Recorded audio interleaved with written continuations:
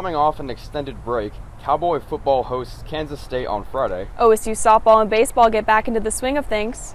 And Cowgirl basketball enters the second year of the Hoyt era. All that and more coming up on the Poke Report.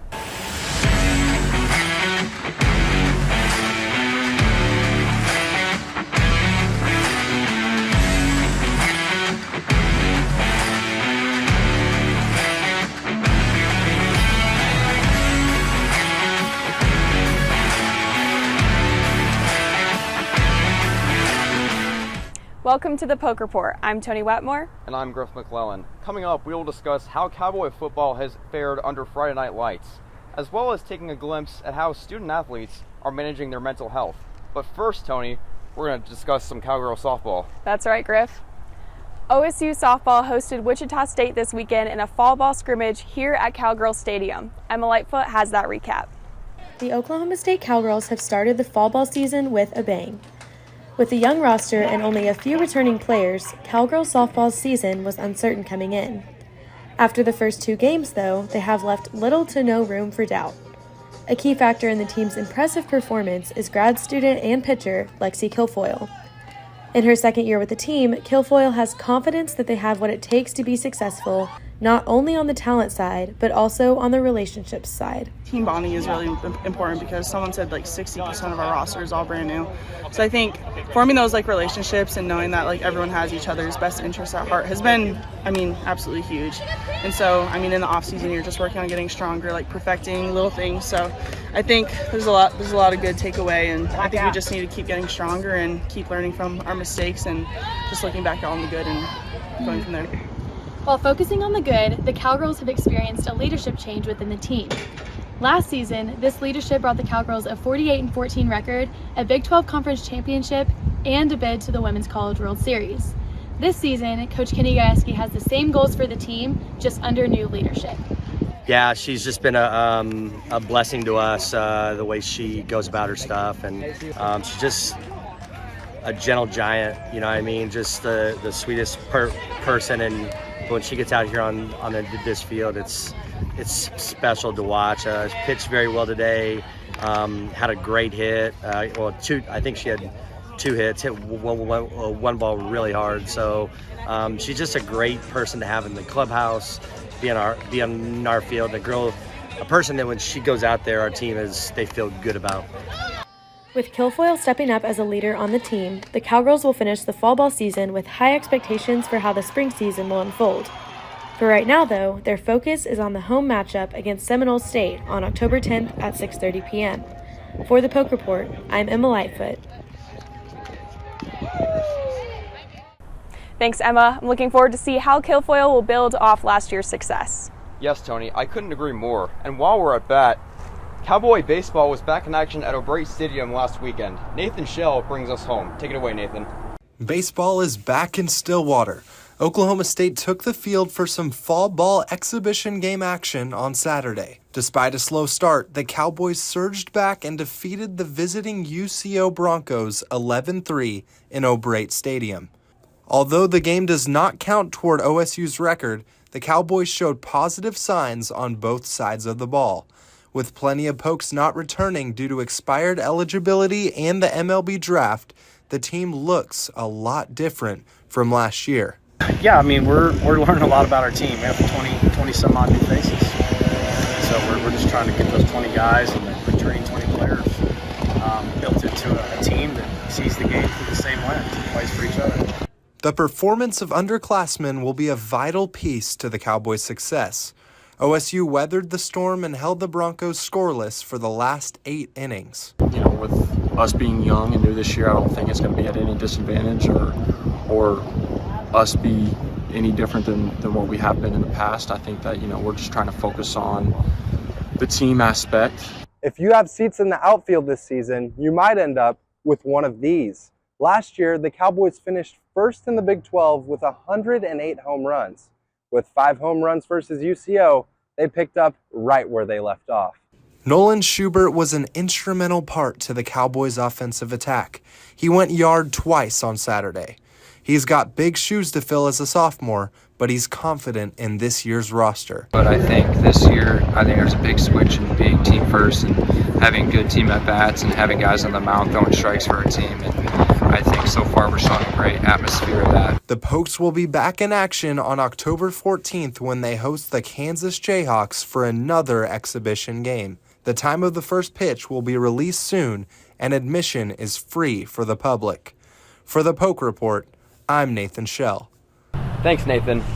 Gosh, Toni, if only baseball games were free, it sure would save me a dime. Absolutely, and the runners crossing home plate at O'Brate weren't the only runners in Stillwater. OSU Cross Country hosted the 85th annual Cowboy Jamboree. Distance runners for OSU, Dennis Kipnagetic and Bila Jepkirui, were named Big 12 Runners of the Week following their dominant performances. In just his first career race, Kipnagetic set the 6th fastest 8K time in course in Jamboree history. His victory helped the Cowboys take down number 13 Texas by 6 points overall. Jepkirui earned her second Big 12 Runner of the Week award after her victory at the Weiss Crockett Invitational in Stillwater last season. She led the Cowgirls to a near-perfect score on the day with 16 points over a field led by Texas. The next challenge for the Cowboys and Cowgirls will be the Big 12 Cross Country Championships in Ames, Iowa on October 28th. We wish both teams luck. We're going to take a quick break, but don't go anywhere. Stay with us to get in the know on all things Cowgirl athletics and Cowboy football. Stay tuned. Where were you born? It's a question asked all the time. Because where you're from shapes who you are, inspires how you do things. And when that inspiration comes from a place this refreshing, this majestic, this... well, you get the idea. Coors Light, born in the Rockies. At ASAP Energy, our goal is to provide the best customer service for whatever our clients need. My relationship with ASAP Energy came about in 2007. I was wanting to build a convenience store. I didn't know how to do it. I'd never been in the business. I just felt comfortable with Rick. And so I knew that I wanted to do business with a guy like that. Integrity, loyalty, and family. I would recommend that to anybody. Thanks for taking a chance on me. At ASAP Energy, everything matters. Welcome back to the Poke Report. Coming up, Cowgirl basketball prepares for its second season under head coach J.C. Hoyt, and Cowgirl soccer was back in action last weekend. But first, let's dive into some Cowboy football. Carter White has the scoop. Alabama, that's a great booming kick. Trouble on the punt field. Who got it? Oklahoma State football is said to be unpredictable at times, and this season is living up to that so far. After playing its first 4 games, Cowboy football had its bye week last Saturday. The season thus far has been a roller coaster with many ups and downs for Oklahoma State. The Pokes started off the year with a 27-13 home win against Central Arkansas, then traveled to Arizona State and beat the Sun Devils 27-15. They proceeded to get blown out at home by South Alabama 33-7 before going on the road against Iowa State, where they would lose 34-27. 2-2 is an unusual start to the season for the Pokes. It's the first time since the 2016 season the Cowboys didn't start their first 4 games above 500, and only the 4th time that has occurred since head coach Mike Gundy took over in 2005. That year was also the last time the Cowboys have missed a bowl game, giving them 17 bowl game appearances in a row, the second longest streak in the Big 12 and 6th longest in the nation. But will that streak continue on, or will it end this season? For right now, no one can know for sure. However, head coach Mike Gundy says that the bye week went well, and his players are keeping positive perspectives. Good. We had good practices. Hopefully the guys got rested up a little bit, but the players are excited about practicing, and their attitude's been great, so that's been encouraging as a coach. He also is hoping his players are ready for the challenge ahead this Friday in Stillwater against the defending Big 12 champion Kansas State Wildcats. This is the best team that we've played overall, so that we'll really need to step up and compete in all 3 phases. The Wildcats go into this game with a 3-1 record, ranked 4th in the Big 12, while the Cowboys enter ranked 11th. Needless to say, the Pokes are underdogs in this game. Nevertheless, they're hoping to begin a recovery process from a rough start to the season. For the Poke Report, I'm Carter White. Direction, he could have him, and he does! Thanks, Carter. Toni, it's been a rough stretch lately for the Cowboys, but it's good to be right back in Stillwater for our next game. Oh, absolutely. There is nothing like a game in Boone Pickens Stadium. And speaking of tackling, Alicia Lopez has the scoop on Cowgirl Soccer this week. The Cowgirls' 5-game winning streak came to an end this past Sunday as they traveled to Fort Worth to face the Horned Frogs. The Cowgirls started the game locked and loaded and had several opportunities early. However, during the 17th minute of the game, TCU was able to clinch a goal early as forward AJ Hennessy nails a 22-yard goal just under the crossbar. The Cowgirls rallied hard towards the end of the game, trying to find that equalizer. Logan Heisler had a great look in the 80th minute that flew just over the goal. And striker Megan Haynes delivered one into the hands of the TCU goalie in the 82nd minute of the game, trying to find the tie. Coach Carmichael says he is proud of the team's efforts despite the final score, and they'll be ready to focus on their next match. Yeah, we'll talk to the team today about, we'll analyze the game a little bit. I always ask for the team's feedback first and foremost, get their thoughts on it. We'll talk to them about what we thought, tell them, look, it was a good performance. You guys worked your socks off. We just came up a little bit short against a good team. Close the door and move on. We'll watch some video after practice, and after today, we'll be fully focused on Cincinnati, West Virginia. So. Carmichael thinks with a couple more road wins, OSU could be looking at competing in the NCAA tournament after missing the last couple years. I think it's okay for us to tell them, listen, yeah, winning 11, 12 games is great, but we got to win things. You know, making the NCAA tournament after not making it the last couple would be a step in the right direction.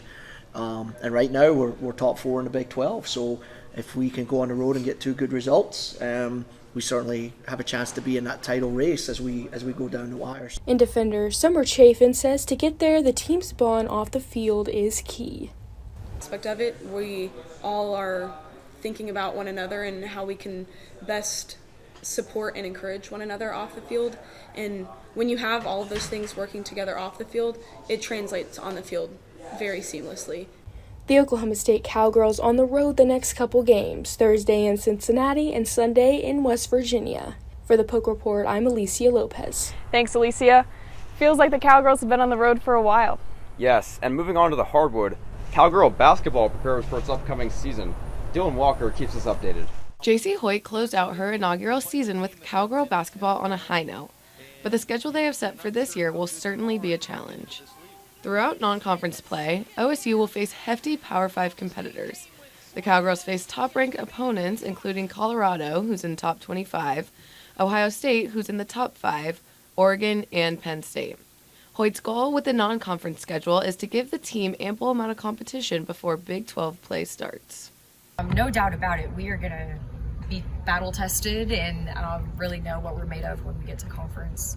With a new season means a new team, and a new team means new specialties. For the Cowgirls, that means a fresh playing style. Last season, the Cowgirls favored an offensive mentality, which led them to the NCAA tournament and a 21-12 record. However, this year, they find themselves to be stronger in the backcourt. Senior forward Lior Garzon served as a dominant offender for the Cowgirls last season. As the second leading scorer, Garzon sank 83 pointers to set the school's single-season record and averaged 10.8 points per game. She emphasized how crucial it is to have a good defense in order to promote a strong offense. I think this team is more about pressure the ball and put a lot of focus on the defense side than the offense, and we just think that's going to help our offense to be better and more flowing. So yeah, we definitely focus on the defensive side right now. A lot of changes were made to the roster coming into this season. Chandler Prater, junior point guard, left the Jayhawk nest to ride with the Cowgirls. Last season, Prater was the second highest rebounder for Kansas, having 33 starts and seeing action in 35 games.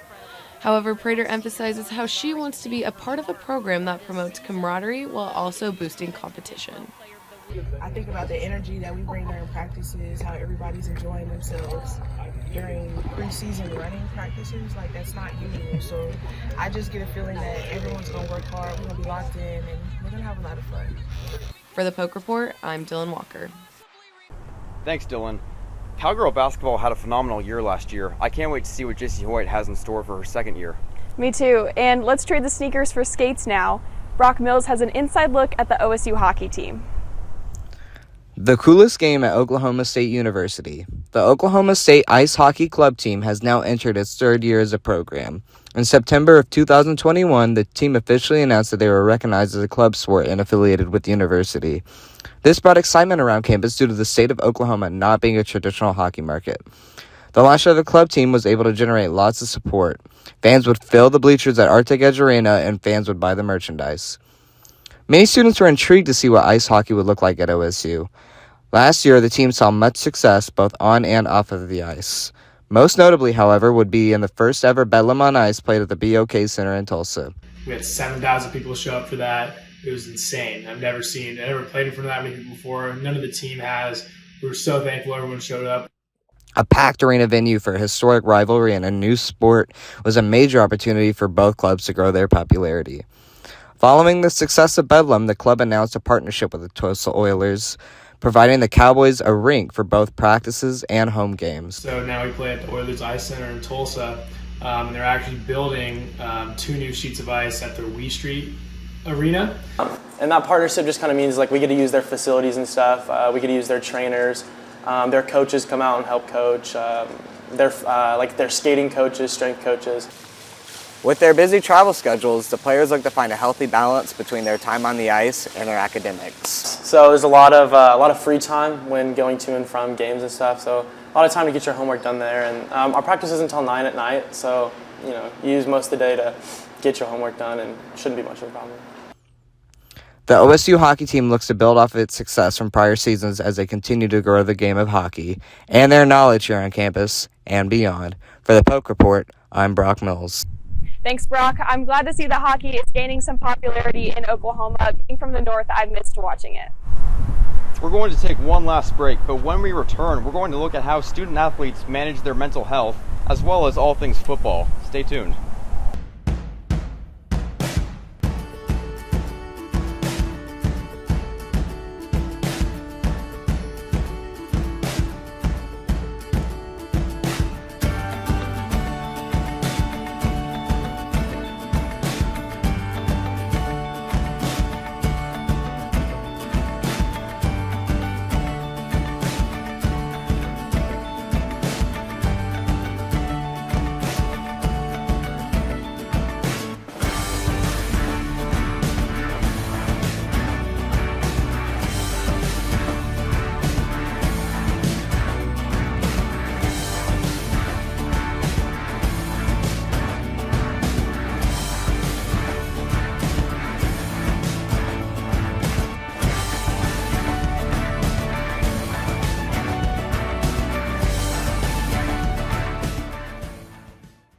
Welcome back to the Poke Report. We'll have all things Cowboy football for you coming up, but first, Drew Patterson gives us an inside look at how student athletes deal with mental health. Mental health for student athletes has been a worldwide issue, but how does it play a role in the performance of players within Oklahoma State? With mental health issues and things that might be going on at home, stress, emotions, etc., it affects how they are as a person and as a player. Whether it be for personal reasons or things within the sport, the players are affected come game time because of these issues. Somebody who is struggling with their mental health just based off of everyday life, stressors in everyday life, it's exhausting, really. When mental health issues start to arise for players, energy levels go downward, focus is decreased, and confidence levels can stay down without treatment. Oklahoma State's mental health department has also grown into multiple resources and options for the student athletes to set an emphasis on why it is so important. You have a licensed professional, someone that can help you, someone that you can talk to, and they can see things that you can't see. They can give you the help that you need. When players tend to have a stronger relationship with these experts, there is no stigma behind it, and it can make players feel more comfortable in order to express how they feel. Being able to have the freedom to be in a space that's non-judgmental, just kind of open to hear you and to be a part of that relationship in itself can be freeing. For the Poke Report, I'm Drew Patterson. Thanks, Drew. Mental health is so important, and I'm glad that OSU has programs in place for our student athletes. I couldn't agree more, Tony. Shifting over to football, Nick Friesen kicks us off with a history of OSU Friday Night Lights. With new teams in the Big 12 comes a lot of different opportunities. a chance to play with new teams, new coaches, and new environments to play in. But that means you play on a Friday night.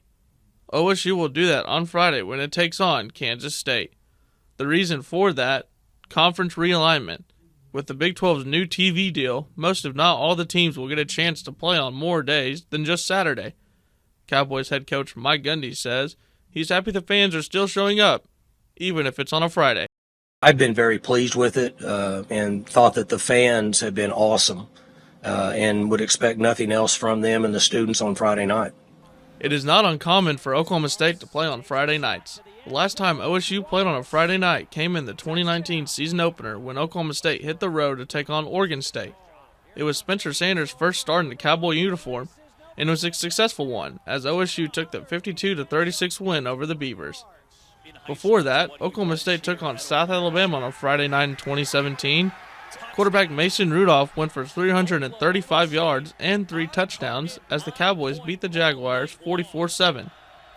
One of the more heartbreaking games in Oklahoma State's history came on a Friday night in the 2011 season when the Cowboys were the number 2 team in the country and went to take on Iowa State.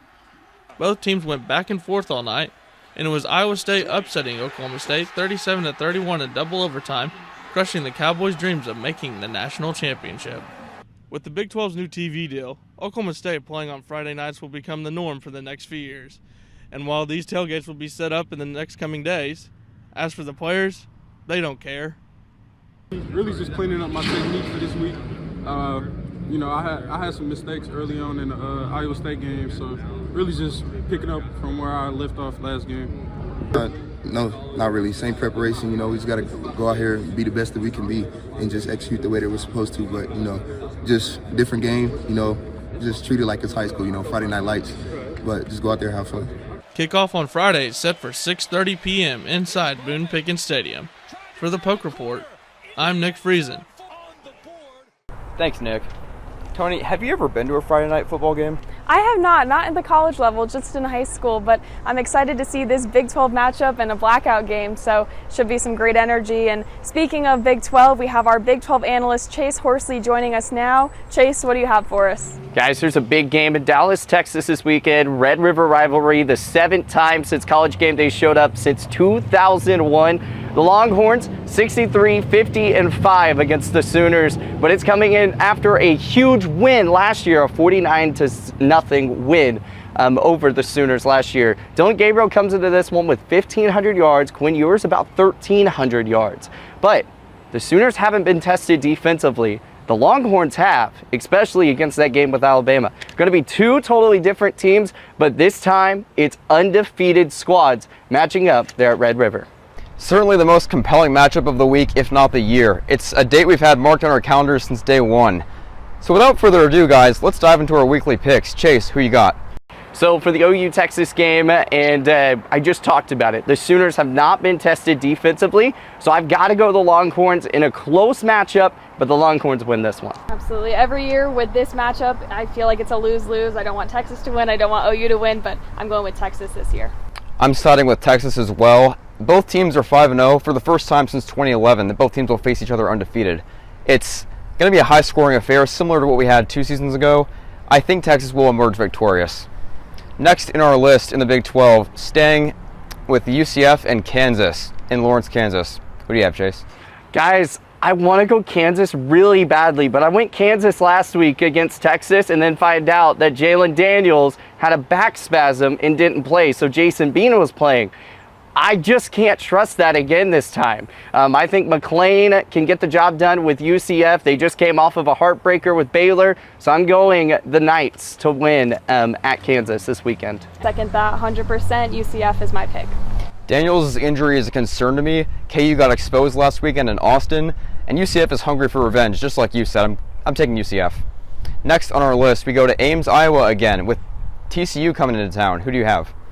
It's kind of the same type of matchup, because you go back and we talked about last game with UCF saying that, a heartbreaker at the end. Well, it was another heartbreaker at the end for TCU as West Virginia came storming back to win that football game, and Iowa State lost a big one to the Sooners last week, 50-20. So Iowa State's looking to come back, but I will never doubt Chandler Morris and John Paul Richardson. I've got TCU beating Iowa State in Ames this weekend. Iowa State held their own in the beginning of that game with OU, but I'm in agreement. I think TCU will be hungry after that heartbreaker and come out on top. Honestly, this game's a toss-up. I can see it going either way. I think Iowa State's hungry from last week's defeat. Really, they're thrashing in Norman. Give me the Cyclones at home. Next in our list, we go down to Waco, Texas, where Tech meets Baylor. Who do you have? Baylor coming off of a huge win. I believe Tech was off last week, so they had a nice little bye week. But Baylor, the momentum in Waco, it's going to be loud. And Baylor hasn't looked all that great throughout the season, but they looked great against UCF. However, Texas Tech has looked pretty solid so far this year. Schuldem has done a great job as quarterback, and I have got Texas Tech beating the Baylor Bears in Waco this week. I'm going to say that Baylor will continue the momentum from last week and come out on top. Baylor had a rough start. They had a great season 2 years ago. It's not been the same story this year, but I think they'll emerge victorious this time to even their season record to 3-3. Finally, the game we've all been waiting for. Our very own Cowboys return to Boone Pickens Stadium to host the Kansas State Wildcats. Chase? Guys, probably going to get backlash about this next week, but Kansas State has looked really well with Will Howard, with their run game. I mean, you got rid of Deuce Vaughn, but they're still running the ball all the time. I've got Kansas State beating Oklahoma State this weekend, and I hate to say it, but it's going to be by 2 touchdowns. Okay, I disagree. I have OSU on top. I think this is the time for them to really turn the season around. We've got the bye week that we're coming off of, and I'm going to say 24-21 with a field goal at the end for the Cowboys to be on top. I'm siding with you, Chase. I apologize to everyone in Stillwater and all the Cowboy fans. I know. Man, I did not think that was going to happen at all. It's unfortunate, but let's face it, K-State is the better team. Will Howard has established himself as the team's elite quarterback, and we can't forget, we were crushed by them last year. I don't think it's going to be as big of a blowout this time, but give me K-State 31-24. Once again, I'm sorry, folks, but I'd be lying if I said we're better than K-State. Well, folks, that's a wrap for this week. Thank you, as always, for tuning into the Poke Report. I'm Griff McClellan. I'm Toni Wetmore. We'll see you next week.